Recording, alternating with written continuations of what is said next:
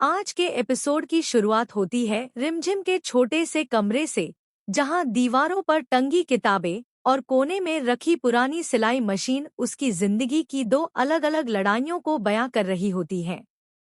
सुबह की हल्की धूप खिड़की से अंदर आती है, लेकिन रिमझिम के चेहरे पर खुशी नहीं, बल्कि चिंता की लकीरें साफ दिखाई देती हैं। वह किताब खोलकर पढ़ने की कोशिश करती है, लेकिन उसका मन बार बार भटक जाता है। उसे याद आता है समीर का वो ऐलान, रानी बनने के लिए पढ़ाई अनिवार्य है। रिमझिम किताब बंद कर देती है। उसकी आंखें भर आती हैं।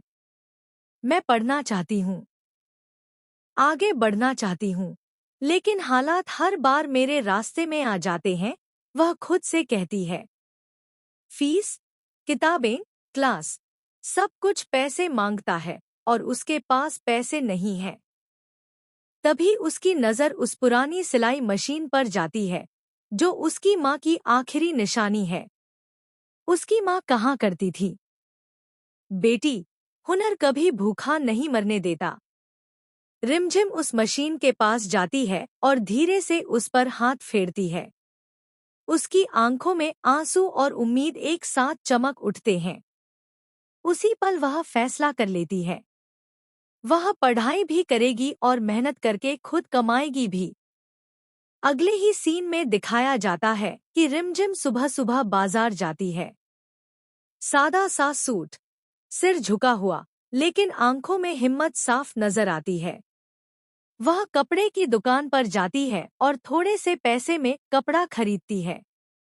दुकानदार ताने मारता है, इतना सस्ता कपड़ा, इससे क्या बनेगा?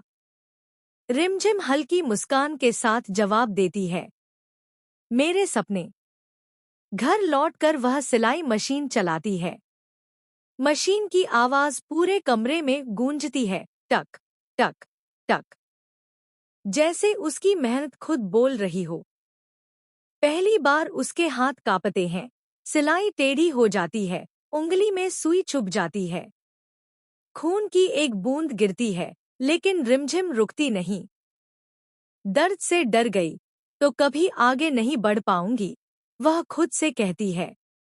धीरे धीरे वह कपड़े सिलने लगती है, ब्लाउज, सलवार, बच्चों के कपड़े। मोहल्ले की औरतें पहले मजाक उड़ाती हैं, रानी बनने चली है और सिलाई कर रही है। पढ़ाई इसके बस की बात नहीं। ये बातें रिमझिम के दिल को चीर देती हैं, लेकिन वह जवाब नहीं देती। वह जानती है कि जवाब शब्दों से नहीं, काम से दिया जाता है। दिन में वह सिलाई करती है और रात में पढ़ाई। कई बार थककर उसकी आंखें बंद हो जाती हैं,